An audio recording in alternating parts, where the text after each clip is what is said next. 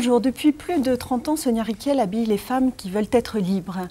Au moment de mai 68, elles porteront ces pulls sans soutien-gorge. Le tricot, c'est une façon de vivre l'époque, dit-elle. Un manifeste qu'elle n'a cessé d'écrire en toutes lettres sur ses petits pulls. Dans cet atelier de la mode spécialement consacré à Sonia Rykiel, on va tenter d'en savoir plus sur cette logique de la singularité. Bonjour Sonia Rykiel. Bonjour, mademoiselle. Avec vous, on va voir comment être une enfant rousse. C'est déjà dès l'enfance, être différente. Et puis on va voir aussi comment vos créations justement collent à une certaine époque, à un contexte social, que vos créations ce sont des vêtements mais aussi des comportements. Travailler avec vous Sonia, c'est travailler avec votre clan. Et votre clan c'est aussi Nathalie Rykiel, votre fille, qui va nous rejoindre en cours d'émission. Et puis au-delà de la mode, il y a aussi une passion immense pour les mots, les livres, les vôtres, ceux que vous avez signés et ceux des autres, bien entendu. Bien sûr. Voilà. En attendant, on repart à Comble-la-Ville, une maison enchantée, Comble-la-Ville, où vous avez vécu là avec vos 4 sœurs. Sonia est une perpétuelle petite fille qui vous dit sans vous le dire « Aimez-moi, aimez-moi, s'il vous plaît, aimez-moi ».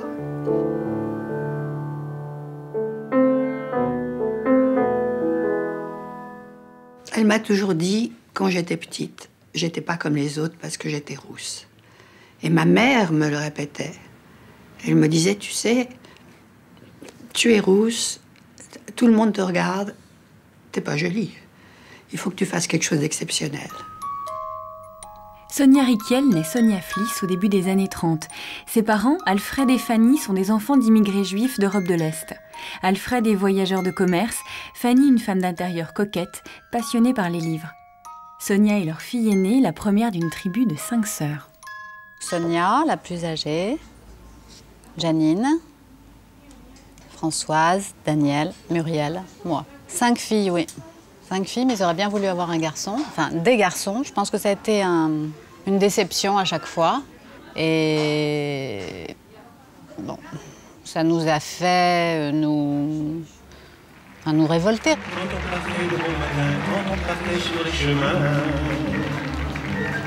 La famille Fliss vit alors à Paris, mais passe beaucoup de temps à la campagne, à Comble-la-Ville. Sonia y joue avec ses sœurs le rôle de chef de meute. Elle n'en fait qu'à sa tête, passe des heures sur son vélo et se comporte comme un vrai garçon manqué. Une attitude que sa mère a parfois du mal à supporter. Quelquefois, il y avait des violences, justement parce qu'elle ne voulait pas enlever un vêtement, elle ne voulait pas se changer, elle ne voulait pas rentrer à la maison, elle voulait jouer dehors sous la pluie. Ça l'amusait, ce caractère extrême, comme ça, maman. Donc, un enfant qui est comme ça, un peu difficile, c'est très énervant et en même temps, c'est passionnant. Donc, je crois qu'elle était ravie. Elles étaient ravies toutes les deux. Sonia ne s'habillera jamais comme une petite fille modèle. Fanny parviendra néanmoins à lui transmettre sa passion pour les livres, un goût de la romance que Sonia va utiliser toute sa vie pour réécrire son histoire comme elle l'entend.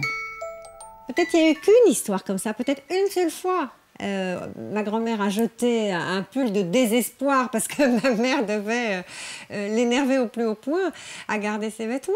Mais s'il n'y a eu qu'une fois et que cette fois a servi à ma mère à broder, à raconter son histoire, why not? Pourquoi pas? C'est bien, c'est beau. La vérité vraie ne l'intéresse pas vraiment. Elle aime bien quand le côté théâtral de la vie et le flou, laisser les choses. Ceci étant dit, je trouve que ça va très bien avec la créativité, avec la création. Il n'a même pas laissé passer. Tu vas pas le laisser passer? Et non. Appelle Hélène. Mais qu'est-ce que tu veux que je fasse avec Hélène? Je comprends pas. T'arrêtes pas d'avoir des rapports avec Hélène. Mais moi, j'arrête pas d'avoir des rapports. Moi, on me dit, vous prenez la voiture, vous emmenez Madame Rykiel. Point final. J'ai demandé à laisser passer. On m'a dit oui, sûrement. Donc, il n'y en a pas, il n'y en a pas. Moi, je viens de prendre la voiture maintenant. C'est pas moi qui m'en aperçois.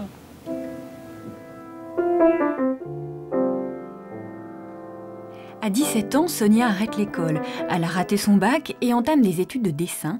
À l'époque, rien ne l'intéresse vraiment, sauf une chose, devenir maman à son tour. Un soir de bal, elle rencontre Sam Rykiel qui tient une boutique de vêtements, Laura, avenue du Général Leclerc, à Paris. Quand elle était enceinte, si vous voulez, elle s'est mise à faire des robes de future maman, parce qu'elle n'en trouvait pas. Et je crois qu'il lui a dit, bah, écoute, vas-y, prends un petit train de là, je te fais un petit département. Et donc ça a commencé avec les robes de future maman, et très vite après avec les fameux pulls. Coup de chance ou coup de génie, les premiers essais de Sonia vont avoir un succès fou. Stars et anonymes se croisent chez Laura pour acheter les créations de Madame Riquiel, cette jeune maman qui invente les vêtements qu'elle n'a pas trouvés ailleurs. Conduite par la rumeur, je suis allée chez Laura. Et là, je ne l'ai pas vue. Parce qu'elle m'a dit beaucoup plus tard qu'elle se cachait derrière les portants, mais elle ne voulait pas qu'on l'aperçoive. Elle était contente, étonnée de voir toutes ces femmes qui venaient acheter ses vêtements, de préférence les siens aux autres que vendait Sam Riquiel. Et elle se demandait pourquoi.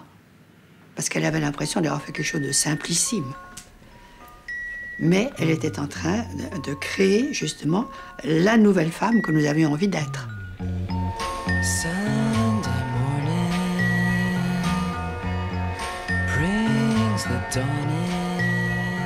Sonia Riquiel, pendant ce parcours dans les images d'enfance, je vous ai entendu dire, votre sœur commence à dire la vérité vraie, et vous continuez en disant on s'en fout. On s'en fout de la vérité, mais c'est absolument vrai. C'est vrai qu'on s'en fout de la vérité. Je suis un mensonge qui dit toujours la vérité, c'est absolument... Enfin, pour moi, la vérité ne sert à rien. La vérité, elle est trop juste, elle est trop bien, elle est exacte, elle n'a aucune signification.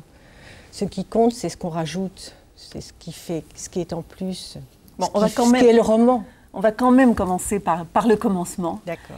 Mais il n'y a pas de commencement, il n'y a jamais de commencement. Au départ, vous êtes une petite fille rousse, et déjà, par ça, à cause de ça, vous vous sentez différente. Ben, je ne me sens pas spécialement différente, mais on me fait sentir différente. Partout on me repère. Il y a quelque chose qui est pas bien fait, de toute façon, c'est moi. Je suis toujours mise à part. Et ça m'a mis dans un contexte de supériorité, parce que puisque je ne faisais pas bien, puisque ce n'était pas juste, puisque ce n'était pas ça qu'il fallait faire, j'en jouais complètement. Et je jouais avec ma mère qui était une femme admirable, très belle, très attentive à nous, ses filles, et qui venait nous chercher à l'école, nous ramenait le midi pour pas déjeuner à la cantine. Et je jouais avec elle, c'est-à-dire je la faisais enrager. Oui. Non, mais je la faisais enrager. Finalement, maman, ce qu'elle trouvait très juste et très vrai, c'était que j'étais la première à l'école, et ça lui suffisait. Du moment que je travaillais bien, que mes cahiers étaient fantastiques, il n'y avait pas de problème. Et alors, dans cette famille de femmes, où donc il y a 5 sœurs au total? Nous sommes 5 filles. Donc j'ai 4 sœurs, il y avait mon père, et il était Dieu le Père. C'est-à-dire qu'aussitôt que je faisais quelque chose de mal, maman me disait « tu vas voir ton père quand tu vas rentrer ». Et finalement, mon père était fasciné par nous, par toutes ces filles, par cette femme, par ces 6 femmes finalement, plus la femme qui travaillait à la maison. Donc ça faisait beaucoup de femmes pour lui, et je crois qu'il adorait ça.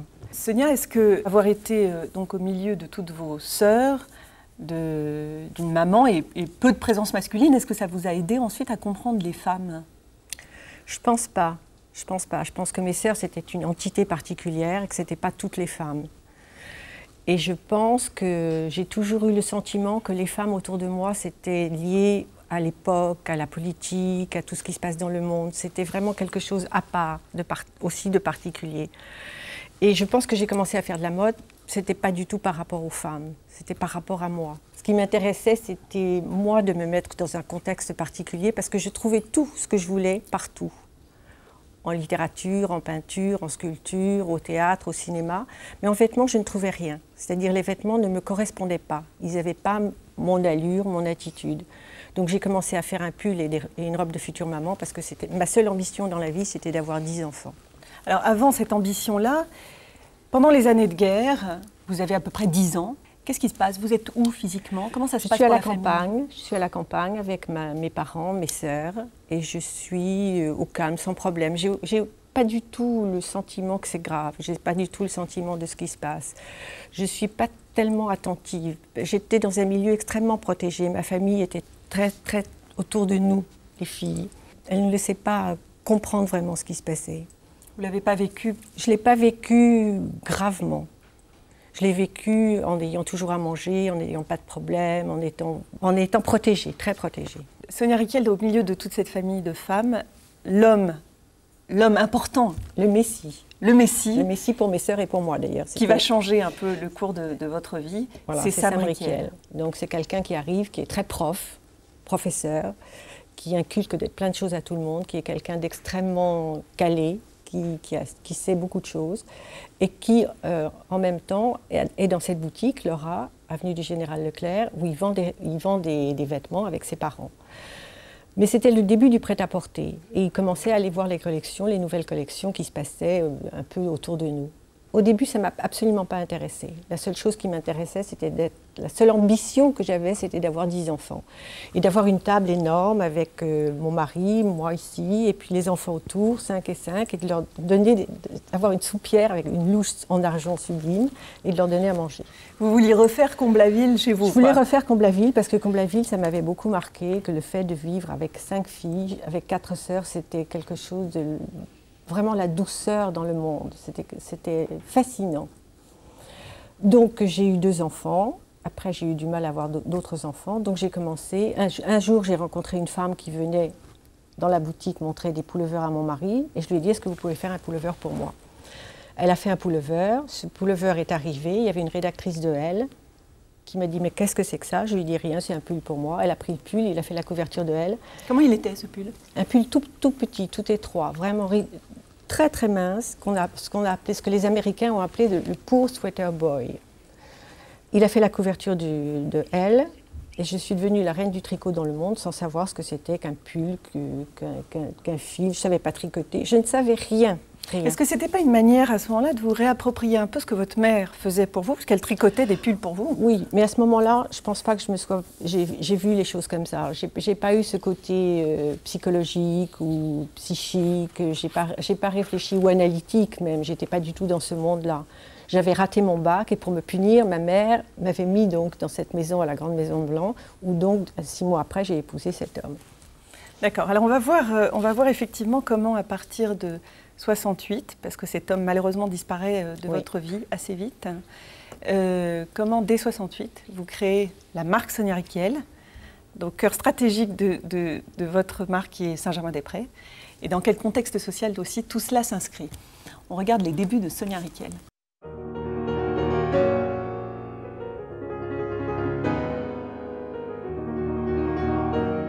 Je crois qu'une femme qui s'habille Rykiel rentre dans le scénario, rentre dans la mise en scène, rentre dans ce film ou ce livre que Sonia fait et dont elle accouche pour chaque saison. Et ce style est en permanente évolution et mouvement, mais c'est imperceptible. C'est une question de volume, une question de proportion, une question de matière, une question d'accessoires, une question de longueur, une question d'attitude, ce qui est la force des créateurs qui ont su inventer un style. Bon, alors, on continue, on met autre chose. C'est bien peut-être aussi.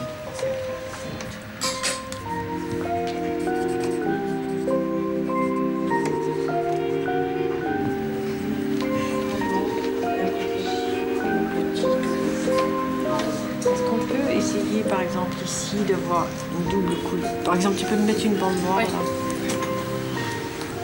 Il y a chez Sonia des incontournables. Alors ça, c'est tous les pulls Sonia. Alors ça, on a l'impression qu'ils se ressemblent.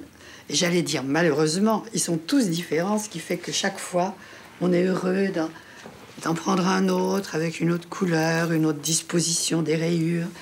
Celui-là qui fait l'admiration de tout le monde quand je le mets. Est-ce que tu crois qu'on peut retirer presque d'un côté le... Ouais. Elle me répétait, tu sais, une femme doit pouvoir avancer dans la vie les mains libres pour attraper cet amour, pour attraper les hommes, attraper les enfants. Elle dit d'ailleurs, j'invente des gestes. Plus que des vêtements, j'invente des gestes. En 1968, Sonia Rykiel crée sa marque et s'installe rue de Grenelle à Saint-Germain-des-Prés. La société française est alors en pleine mutation. Les premières années, ces défilés dans la minuscule boutique deviennent un rendez-vous incontournable où se dessine une femme nouvelle. Oh, ça me fait drôle de descendre ces escaliers.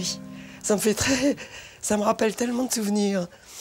Donc on descendait les escaliers, donc je me postais en bas et je commençais à défiler comme ça dans la boutique, mais d'une manière très naturelle, parce que Sonia ne voulait pas que l'on pose comme des mannequins ou qu'on mette la main sur la hanche. Donc quand on avait des poches, on mettait les mains dans les poches ou les bras, comme ça. On marchait comme on marche dans la rue.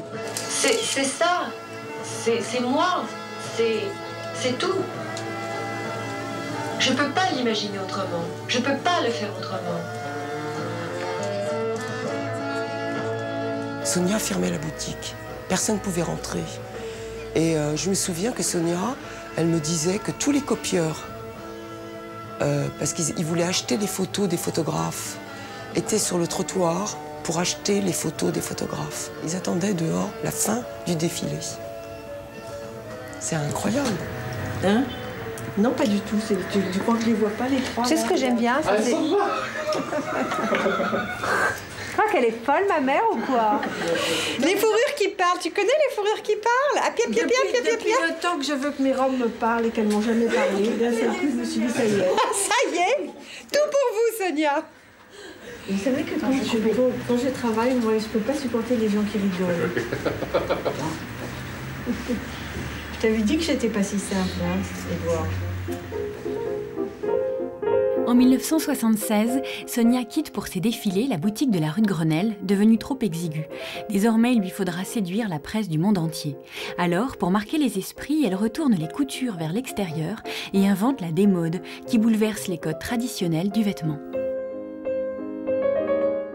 Elle a remis en question aussi le vêtement lui-même, en disant que l'endroit est aussi beau que l'envers, ou que l'envers plutôt est aussi beau que l'endroit, en se disant qu'il n'y avait pas besoin d'ourlet parce que c'était plus léger et tout. C'est carrément des prises de conscience de ce qu'on fait mais qui n'est pas obligé d'être fait, et que ça peut être plus beau quand ce n'est pas fait, ou au contraire faire telle autre chose. Enfin, c'était à la fois inattendu par rapport au geste de la femme et par rapport aussi à une réelle remise en question du vêtement par lui-même. Ça me posait des problèmes quand je mettais mes chandails au début, parce que je commençais par les mettre eux à l'envers avant de les remettre à l'endroit avec les coutures à l'envers.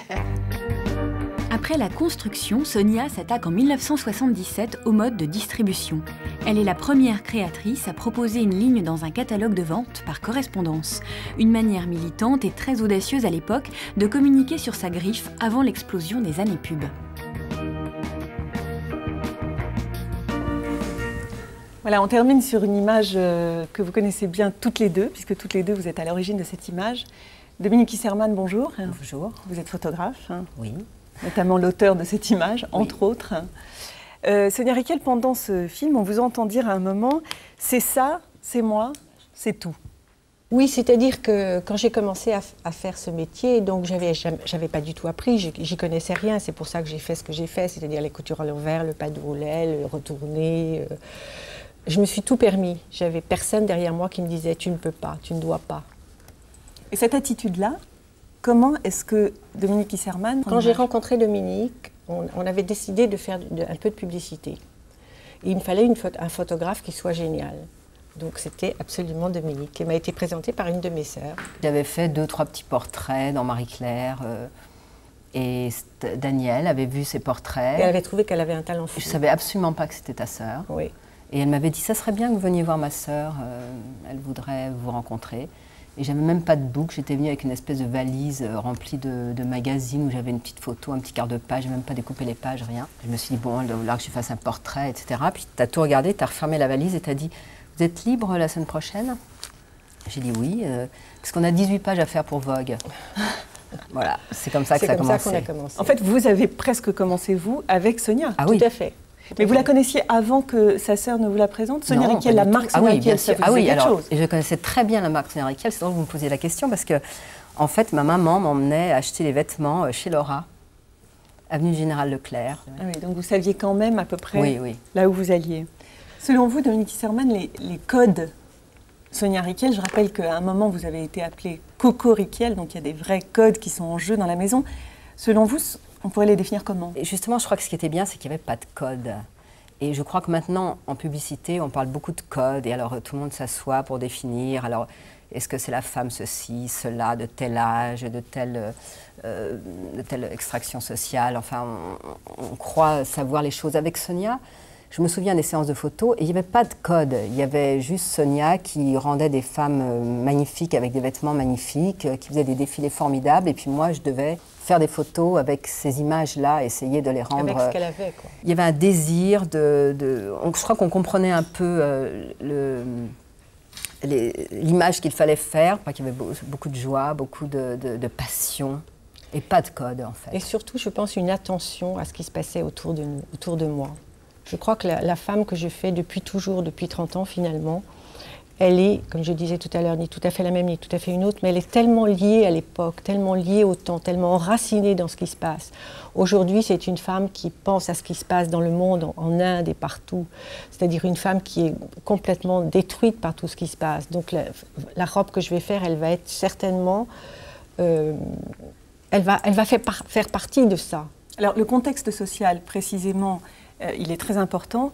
Juste un peu avant votre arrivée dans la galaxie Riquiel, en 1974, la loi Veil met les femmes dans la rue. Elles manifestent 4 ans plus tard. Le mouvement de libération des femmes est super important. Vous vous sentez concerné. On regarde d'ailleurs quelques images. Et je pense que ça répond assez bien à la logique d'une certaine libération des femmes que vous avez mis en scène aussi avec vos pulls, Sonia. Mais cette fois-ci, elles étaient plus de 50 000 à défiler de Denfert-Rochereau au Champ de Mars. Une marée humaine de femmes de tous âges, de tous milieux, souvent accompagnées de leurs maris et enfants. Elles sont aussi venues de Toulouse, de Tarbes, de Besançon ou de Quimperlé. Pourquoi vous venez de Quimperlé ? Parce que ça fait 5 ans qu'on lutte à Quimperlé pour avoir un centre d'IVG et on se cogne sans arrêt à des blocages. Je suis tout à fait solidaire. Je trouve qu'il est urgent d'agir pour que la loi soit revotée et même élargie éventuellement. Ces femmes qui réclament l'avortement libre et gratuit se volent de tous les horizons et se démarquent de toutes les organisations politiques. C'est leur force. Le Parti social... Je crois que quand j'ai commencé à faire de la mode, la seule idée que j'avais en tête, c'était le mouvement hippie, ce qui s'est passé à San Francisco. Les femmes assises par terre, avec les enfants, avec les hommes, avec la musique, donc une espèce de melting pot comme ça, ce qui fait que quand je vois ces images-là où les femmes sont avec leurs bannières, les enfants, les hommes, les enfants sur le dos, c'est vraiment lié à ce que je faisais en 68, c'est-à-dire c'est exactement ça. Les mots de Sonia Riquiel, Dominique Esserman, ils vous ont aidé à rentrer dans sa logique, dans son univers ? Oui, parce que c'est toujours des mots incroyablement féminins, des mots sur des ceintures, c'est très provocateur. J'aime beaucoup Sonia, que tu sois une femme enfantine et provocatrice. Voilà, c'est un peu comme ça que je dirais. Alors, vous dites des mots féminins, et le mot féminin s'attache particulièrement à Sonia. Travailler avec Sonia Riquiel, c'est aussi travailler avec son clan, avec sa famille, et notamment avec Nathalie Riquiel. Vous avez aussi travaillé avec la famille de Sonia ? Ah oui, bien sûr. J'ai rencontré Nathalie. Nathalie était toute petite. Après, j'ai connu tes sœurs, j'ai connu... enfin, voilà. Enfin, Dominique fait partie complètement de la famille. Dominique fait partie de la famille. Je voudrais dire que travailler avec Sonia, c'était incroyable parce que c'est quelqu'un qui est d'une humeur magnifique, voilà, égale. J'ai jamais entendu Sonia se mettre en colère, dire des choses désagréables. Elle m'a toujours facilité le travail, elle m'a toujours ouvert les bras, dans le sens large du terme, ouvert les possibilités, elle m'a toujours donné des ailes pour faire les photos, elle m'a toujours poussée à donner le meilleur de moi-même, parce qu'elle est très exigeante, mais je veux dire que cette exigence, elle s'exerce avec beaucoup de douceur et de féminité, et ça c'est très très rare. Merci beaucoup. Enfin, j'aimerais être comme ça. Juste une chose, parce que je sais aussi que si on commence à hurler, à tempêter, c'est dramatique. Rien ne va. Donc il faut une espèce de tendresse comme ça pour que toutes les choses aillent bien. Et après, c'est comme ça qu'on arrive à faire vraiment ce qu'on veut. C'est comme ça qu'on dirige les gens. Justement, on vous remercie beaucoup, Dominique Esserman, pour ce témoignage. Et on va voir comment, avec cette tendresse, ça fonctionne dans le clan Riquiel, un clan familial. Et Nathalie va venir nous rejoindre juste après ça.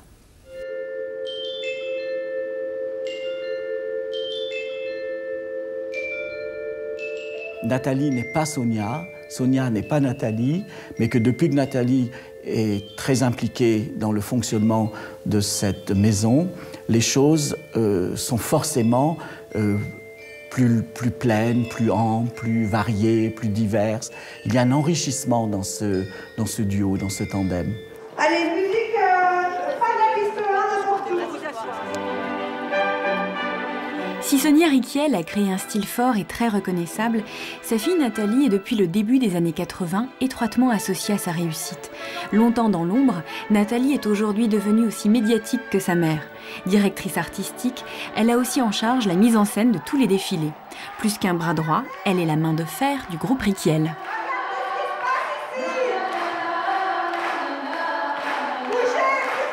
Sonia est heureuse d'avoir quelqu'un qui est capable de dire aux autres « ça ne va pas, vous travaillez mal », et de les envoyer balader. Donc elle n'aime pas dire certaines choses à des gens qui mériteraient qu'on le leur dise. Et elle compte sur sa fille, qui est un peu l'exécuteur des basses œuvres dans certains cas. C'est extrêmement précieux. C'est formidable d'avoir quelqu'un comme ça auprès d'elle pour l'épauler et la continuer. I would like everybody's attention, please. Okay, so I want to talk first to all the models. Did you see? I wrote this for you. This is the only show with sex, energy, good vibes. Well, good vibes maybe somewhere else. Smile. We want you to smile. Yes. Love me, please love me. Dis-leur de salir. Ouais, smile, girl.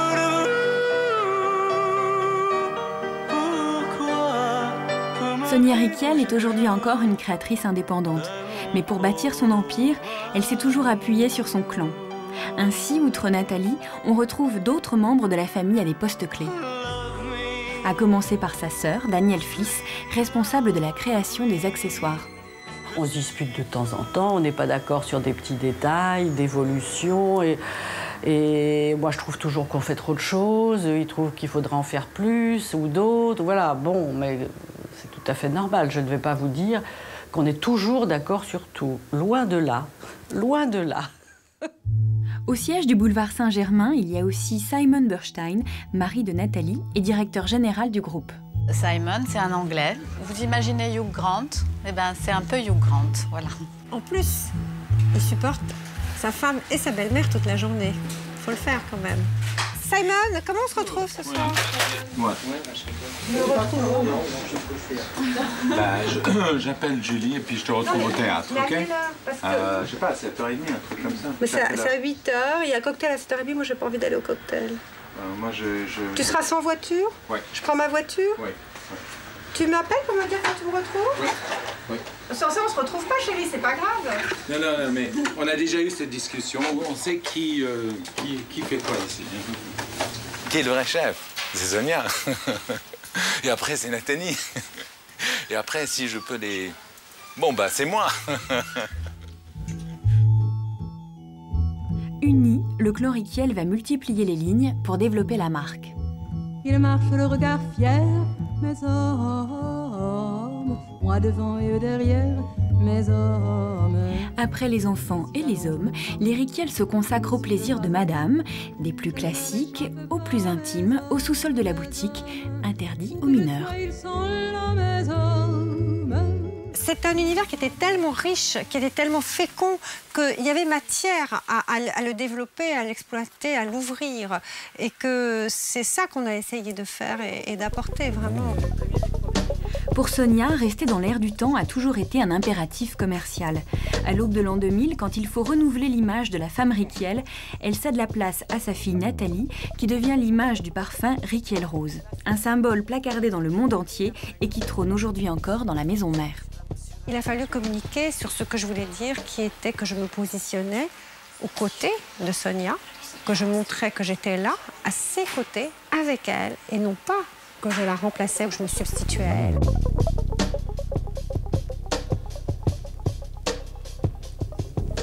Nathalie Rykiel, bonjour. Bonjour Virginie. Vous êtes la fille de Sam Rykiel et Sonia Rykiel. Quand on est la fille de Sam Rykiel et Sonia Rykiel, est-ce qu'on n'a quand même pas un peu des comptes à régler à un moment ou à un autre, non? Bien sûr, comme tout le monde, et peut-être encore plus, mais des beaux comptes, des bons comptes. Et moi, je préfère tracer ma route avec un exemple comme celui-là. Ça m'emmène beaucoup plus loin, beaucoup plus haut qu'avec une mère plus traditionnelle, peut-être. Sonia Rykiel, à partir de quand vous avez décidé qu'il était temps de faire une place à Nathalie. Comment ça s'est passé? J'ai jamais décidé. Nathalie a pris quand elle est née, Nathalie a pris la première place à côté de moi. J'ai toujours eu Nathalie à côté de moi. Elle a toujours fait partie totalement de ma vie. Et je lui reconnais le droit d'être ce qu'elle est parce que je trouve qu'elle le mérite, je trouve qu'elle a l'intelligence pour, je lui dois le respect, une espèce de respect parce qu'elle est fantastique et j'ai une chance inouïe d'avoir Nathalie avec moi. Nathalie Riquel, comment vous commencez auprès de votre mère dans la société Sonia Riquel? Comme vous l'avez dit tout à l'heure, j'ai commencé de façon tout à fait fortuite en étant mannequin. Parce que ma mère me l'a demandé. Et je savais que c'était un vrai cadeau parce que c'était pas pour me faire du bien ou me faire plaisir.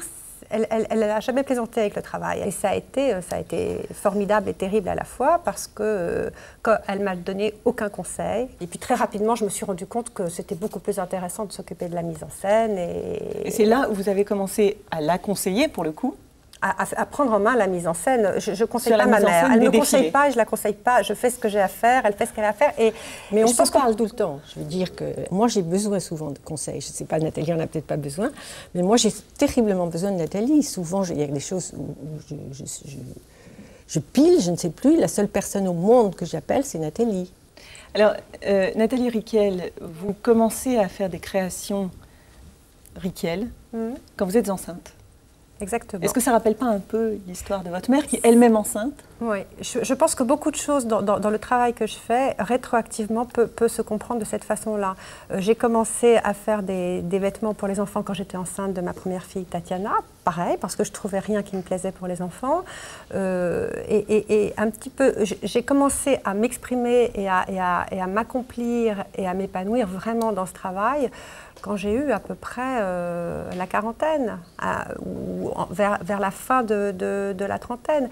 Et je me suis rendu compte, en discutant plus tard avec ma mère, qu'on était plutôt des femmes à qui la maturité convenait, en fait. Et pas des femmes qui se réalisent vers les 20 ans. Tu es d'accord avec ça? Oui, je suis complètement d'accord. Et beaucoup de choses se sont Mais c'est un peu normal, je trouve ça. C'est un peu normal, parce que je pense qu'avant, on a une espèce de réflexion sur la vie, sur les enfants. Faire des enfants, c'est une occupation. C'est vraiment, je pense que c'est quelque chose qui vous nourrit. Enfin, moi, le fait d'être enceinte, ça m'a nourrie pendant des années et des années. Et ça me suffisait. J'avais vraiment pas besoin d'autre chose. J'avais même pas besoin de lire. Alors, au-delà de Riquel enfant que vous avez créé, vous avez été aussi à l'origine de Riquel Vintage, qui remet en scène les anciennes créations. Modern Vintage, c'est une collection que j'ai créée à partir du changement de millénaire, en fait, des années 2000, un moment où je me suis rendu compte que les très très jeunes filles avaient un vrai désir par rapport aux anciens pulls, aux pulls prémonitoires premiers de la marque. Et il n'y a que les choses de qualité qui peuvent s'appliquer au vintage. Et j'ai trouvé que c'était très intéressant à ce moment-là de rééditer des vêtements d'anciennes collections, sans tenir compte des dates particulièrement, dans le désordre, et en les réadaptant si besoin était. Alors, il y a aussi Riquel Woman, qui est une attitude et une philosophie oui, ça c'était particulière. Voilà, c'était une boutique qui s'est libérée. C'est à moi que Virginie a posé cette question, oui, mon chéri. Vas-y, chérie. Expliquez-nous cette idée, Nathalie. Riquel Woman, c'était en réfléchissant sur l'idée du plaisir pour les femmes aujourd'hui. Qu'est-ce que c'est le plaisir pour les femmes aujourd'hui? Les femmes qui ont accès déjà à pas mal de choses, les femmes assez sophistiquées. Et il m'a semblé que c'était intéressant de rassembler dans un lieu tout ce qui évoquait le plaisir. Des pulls en cachemire, c'est-à-dire de la mode, mais de la mode plutôt intemporelle. Et puis, pourquoi pas, des sextoys. Des objets de plaisir sexuel. Qui sont des objets de plaisir, c'est la traduction exacte du mot anglais. Et effectivement, en créant ces sextoys, en les habillant d'un sac en satin noir et rose, strassé Riquel, en les vendant en plein cœur de Saint-Germain-des-Prés dans une boutique dans laquelle les vendeuses, avec une attitude cool, mais en même temps très, pas familière, jamais vulgaire, vous vendent un pull en cachemire et la même personne vous fait la démonstration d'un sextoy, ça a complètement finalement défrayé la chronique. Sonia Riquel, est-ce qu'on n'est pas là un petit peu en train, avec ce qu'explique Nathalie, de renouer avec une certaine liberté du corps? Tout à fait. Qui se passait dans les années 68-70. Je pense que ce qu'a fait Nathalie, c'était tout à fait légitime. parce que finalement, elle avait la légitimité pour elle. C'est-à-dire que moi, j'avais tout fait, quand j'ai commencé à travailler, tout fait pour le plaisir, pour le désir. Et elle a continué, alors que, et ça, c'était juste, c'était vrai, et c'était ça qu'il fallait faire. On s'en est rendu compte après. Alors on va revenir à vous dans un instant, Nathalie, vous restez avec nous. On va regarder aussi comment, avec un souci de pédagogie qui ne vous a peut-être pas quitté depuis l'enfance, vous avez appris à certaines jeunes filles dans des banlieues à faire un peu de mode. Ça se passait en 96. On regarde ça. Cette pose, lors de la collection Automne-Hiver 96, les jeunes du quartier du Stade et de Fontaine-aux-Loups l'ont encore gravé dans leur tête. Un an après ce premier défilé qu'ils n'avaient fait que regarder, aujourd'hui ils sont fin prêts à présenter leur propre modèle. 40 silhouettes en ouverture de la collection Automne-Hiver 97 de Sonia Rykiel. Restent seulement quelques points de détail à régler.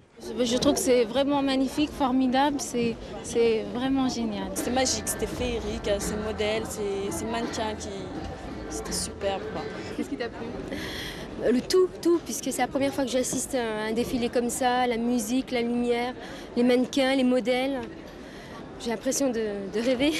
Moi, je voulais leur apporter du rêve, je sais pas, du plaisir, comme si elles allaient voir une pièce de théâtre, ou comme si elles lisaient un chapitre de roman. Je ne voulais rien leur apporter d'autre que ça. C'est tout. Parce que je pense que pour arriver à un défilé comme il y en avait un aujourd'hui, il faut vraiment 25 ans de travail. Là, on n'est pas très loin, Sonia Rykiel, de votre personnalité de meneuse de meute. C'était Douste Blazy était ministre de la Culture et il a demandé à des personnages comme moi, qui étaient des créateurs, d'essayer de prendre en main certaines disciplines. Et moi, il m'a demandé de m'occuper de jeunes gens et jeunes filles, parce qu'il y avait aussi des jeunes gens qui étaient à Chalon-sur-Saône et qui auraient pu faire un peu de couture. Donc j'ai répondu oui tout de suite parce que je trouvais que c'était fort intéressant et qu'il fallait absolument, à partir du moment où j'étais ce que je suis, qu'il fallait que je m'implique de toute façon dans tout ce qui était pour les gens défavorisés. Et je suis allée à Chalon et on a fait un travail absolument extraordinaire, c'est vrai. Et j'étais ravie de faire ça, et Douste Blazy aussi. Nathalie Rykiel, dans un tout autre registre, vous avez parlé et discuté avec un autre personnage qui est Robert Altman. Parler et discuter, oui. Vous avez été conseillère éditoriale sur le film Prêt-à-porter. Oui. Comment ça s'est passé, cette collaboration? Film, je le précise, dans lequel votre mère est jouée, incarnée par Anouk Aimée, dans lequel vous apparaissez quand même. Là encore, vous êtes la fille d'eux. Comment vous avez parlé de ça? Comment ça s'est passé? Écoutez, Bob Altman est donc venu la première fois tout à fait par hasard assister à un des défilés Rykiel. Il a trouvé ça à la place de s'endormir et de s'ennuyer. On voit ici d'ailleurs des images du tournage. Du film, absolument. Lorraine Bacall au défilé Rykiel. Et il a trouvé ça magique, il a décidé de faire un film. Il a mis 10 ans à réussir à trouver l'argent et à monter ce film. Et il l'a fait, c'est aussi simple que ça. Un jour, j'ai reçu un coup de fil de New York. Il m'a dit, c'est bon, j'ai l'argent, est-ce que tu travailles toujours avec moi? Et j'ai dit oui, ce sera à refaire, je le referai demain tout de suite. Alors voilà, donc les artistes, c'est aussi une histoire de famille chez les Rykiel. Merci beaucoup Nathalie d'avoir témoigné sur vos relations en direct avec votre mère Sonia. Ma mère, je l'adore. Je l'appelle d'ailleurs ma mère Veille. Ma fille, je l'adore. Merci Virginie. Et je l'appelle ma fille Veille. Ça vient de sortir, c'est un vrai scoop. C'est moins joli si je peux me permettre. C'est vraiment joli, tu as raison. Et on va regarder ensemble, Sonia, comment les artistes font aussi partie de votre vie et de votre famille. On regarde ça tout de suite.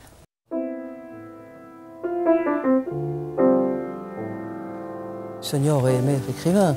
C'est son désir le plus cher, c'est son ambition première. Pour elle, la mode, c'est un moyen d'expression, un moyen de gagner sa vie. Mais ce n'est pas toute sa vie. Elle a, vis-à-vis des écrivains, un immense respect et une grande envie d'en être. Quand Sonia Rykiel s'installe à Saint-Germain-des-Prés, aucun créateur de mode n'a encore osé s'aventurer dans le quartier. Amoureuse de la littérature depuis son enfance, elle va y trouver l'atmosphère qui va la nourrir durant toute sa carrière. Une romance entre les livres et sa mode que l'on retrouve depuis toujours dans ses vitrines. Au début, quand nous nous sommes rencontrés, elle aimait beaucoup les livres publiés par Christian Bourgois et elle les mettait en vitrine, elle voulait même les vendre à un moment dans ses boutiques. Et on lui a dit que ce n'était pas possible, elle n'était pas libraire, donc il n'en était pas question. Mais elle a continué et dans ses boutiques, il y a toujours des vitrines avec des livres, les miens et ceux des autres. À l'époque, le nom de Christian Bourgois est principalement associé à la littérature érotique. Avec ses livres, Sonia délivre un message qui donne du sens à ses créations. Sonia ne veut pas que la couture soit dans un lieu clos, un lieu réservé, le lieu uniquement du frivole, de l'apparence, du vêtement. Elle veut montrer par la littérature que ça touche à l'essentiel. En harmonie avec l'esprit du quartier latin, Sonia va être immédiatement acceptée par sa faune littéraire. Elle proposait une vision d'une femme que les écrivains dans leurs livres décrivaient et qu'on pouvait trouver dans les librairies qui entouraient sa boutique. Donc tout ça, ça marchait ensemble. Après Simone de Beauvoir et Jean-Paul Sartre, Sonia va devenir la nouvelle figure de Saint-Germain. Mais l'image ne lui suffit pas, elle veut aussi écrire. En 1979, elle publie son premier essai, « Et je la voudrais nue ». Dans la voiture, quand il m'a écarté les jambes comme une renarde tombée dans le filet, je croyais qu'il s'était trompé d'animal, qu'il me prenait pour une chienne faisant le trottoir devant sa porte. Non, j'étais une fille, la femme, la sienne. Alors je me suis retournée et j'ai dit oui à l'homme fou. Oh, ça en dit beaucoup sur elle, justement, sur ce désir de soumission à l'homme, mais en même temps, un petit peu cette rébellion. Elle veut pas, c'est une femme, quoi. Suivront ensuite d'autres livres dans lesquels Sonia donne vie à l'héroïne qui inspire sa mode, dans lesquels elle se raconte et se fait son propre film. Sonia? Ah oui, je la vois comme une héroïne de roman, oui. Une espèce de rousse comme ça qui suit sa route et qui emmène toute la famille à travers l'Amérique et qui part en chariot et qui est poussée par la famine, le besoin et qui emmène tout le monde pour être sauvé à l'autre bout du monde. J'aime lire, donc vous êtes trop près de moi. Non, oui. Surtout ce que je veux, c'est être fantastique. Hein. Si je suis pas belle, je vous tue.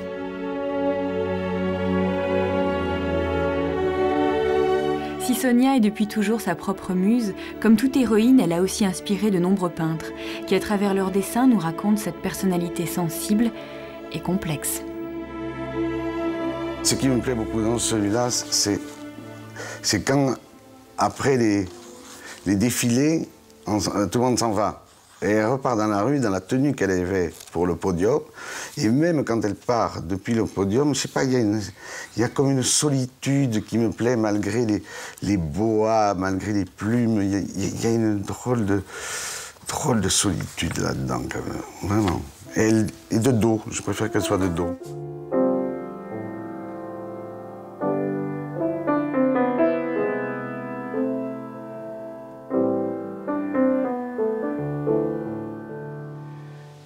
Sur son corsage blanc, là où battait son cœur, il y avait 3 gouttes de sang qui faisaient comme une fleur. C'est une chanson, c'est terrible.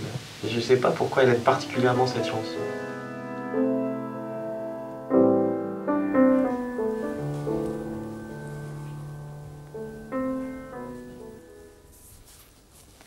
Sonia Rykiel, qui est le jeune homme qu'on vient de voir jouer au piano? C'est Jean-Philippe, c'est mon fils, c'est un musicien extraordinaire,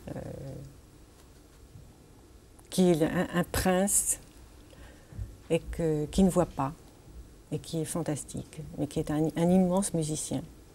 Et très très proche de moi, finalement, d'une manière, comment je peux dire, sur le plan créativité, c'est-à-dire que nous avons des discussions énormes sur la création, sur le mal, la douleur, le bonheur de créer, le difficile d'inventer, le difficile de faire les choses, la difficulté d'écrire, de faire de la musique, de faire des choses qu'on vous demande ou qu'on ne vous demande pas.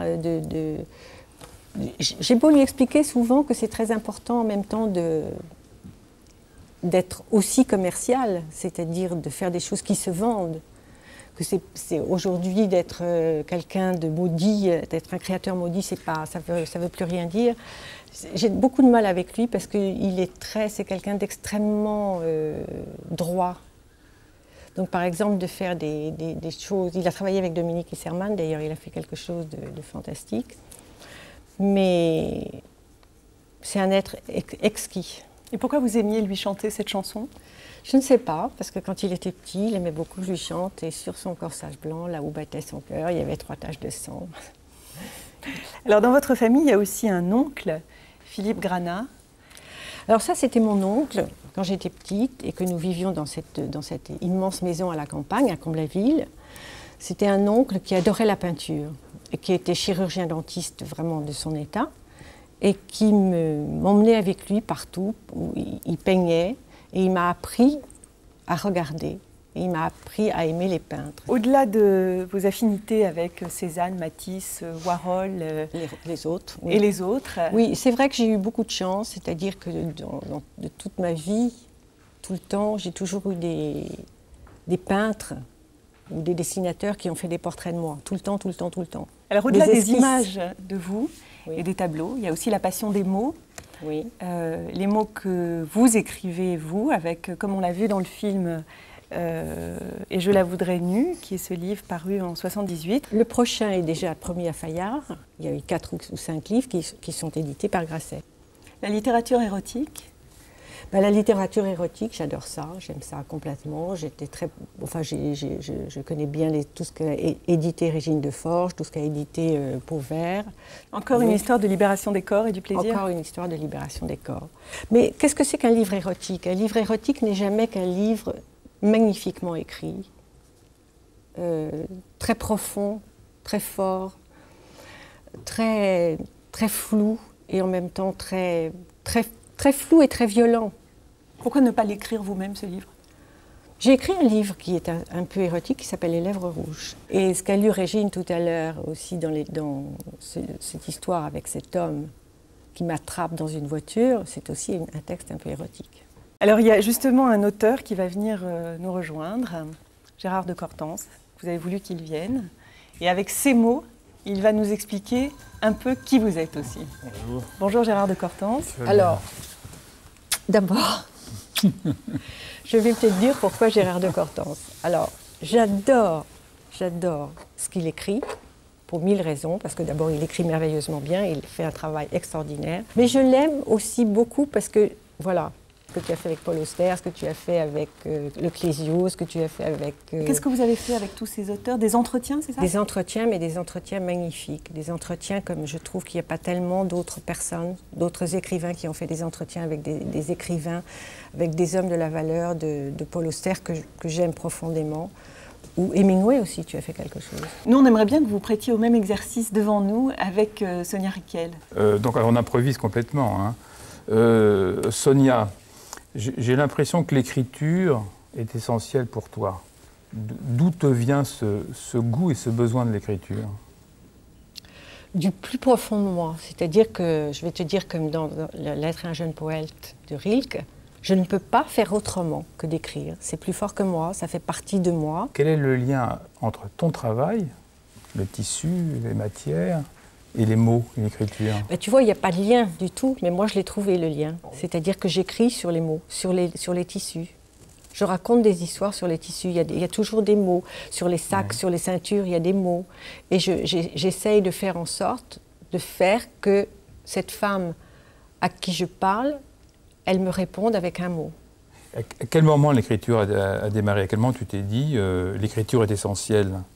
Depuis toujours. Tu te souviens de ça? Depuis toujours. J'ai toujours été première en français, j'étais toujours première en rédaction. Et c'était quelque chose qui faisait partie inhérente de ce que je suis. C'est-à-dire, j'étais dans ma chambre et je lisais tout le temps. Mon père venait et me disait « Arrête, éteins la lumière ». Ma petite sœur Danielle me disait « Elle arrivait dans ma chambre, elle me racontait que quand elle arrivait dans ma chambre, j'étais toujours avec des livres partout. Il y en avait par terre, sur le lit, au-dessus de la cheminée, il y en avait partout. C'est quelque chose dont j'ai besoin même physiquement. Le livre fait partie de moi. Le livre est ancré en moi. On continue ou on arrête? Non, on va arrêter. Et c'est moi qui vais vous poser une question. Dans vos mots à vous, Sonia Rykiel, c'est qui? Dans mes mots, ça serait rapidité. Je me souviens avoir assisté à, alors je ne sais pas, les termes ne sont pas les termes exacts, il y avait quelqu'un qui venait avec une sorte de tendance, c'est ça, tu choisissais des tissus, des couleurs pour une collection, ou une rentrée, je ne sais plus, Et bon, tout le monde était autour de toi comme ça. Et ça s'est fait aussi très vite. Et ça, je trouvais ça assez étonnant. C'est-à-dire de voir comment rapidement tu choisis les couleurs, les tissus, et tu sais, tu vas agencer ça, tac. Mais tu sais, la rapidité, elle existe. La rapidité, elle existe que parce qu'il y a un énorme travail derrière. En amont. En amont. Il y a un énorme savoir, si tu veux, qui fait que c'est pour ça que je peux aller très très vite. Parce que je sais finalement vraiment ce que je veux. Alors, une rapidité, une autre, qui est celle avec laquelle Chambas qu'on a vu tout à l'heure, vous dessinez. Voilà, Jean-Paul Chambas est un artiste extraordinaire. Voilà, a pu produire tout ça, qui sont des silhouettes de Sonia, des comportements, des attitudes dans la voix de dos. Il y a une solitude, comme il disait tout à l'heure. Et le créateur petit cadeau pour vous, Sonia? Oh, merci. Le créateur, c'est quelqu'un de très solitaire. Le créateur, comme l'amoureux de Barthes, ne cesse de courir dans sa tête. Et c'est quelqu'un qui a une existence difficile, mais qui est très fragile. Mais écoutez, Sonia, vous nous avez donné l'occasion de vous aimer, et j'espère que vous l'avez senti. On a couru un peu dans votre tête pendant plusieurs minutes, et c'était très bien. Merci beaucoup, Gérard de Cortance, pour cette définition. Gérard. Et merci, Virginie. Vraiment. Merci, Sonia. Au revoir, et à très bientôt avec encore d'autres entretiens passionnants. Au revoir.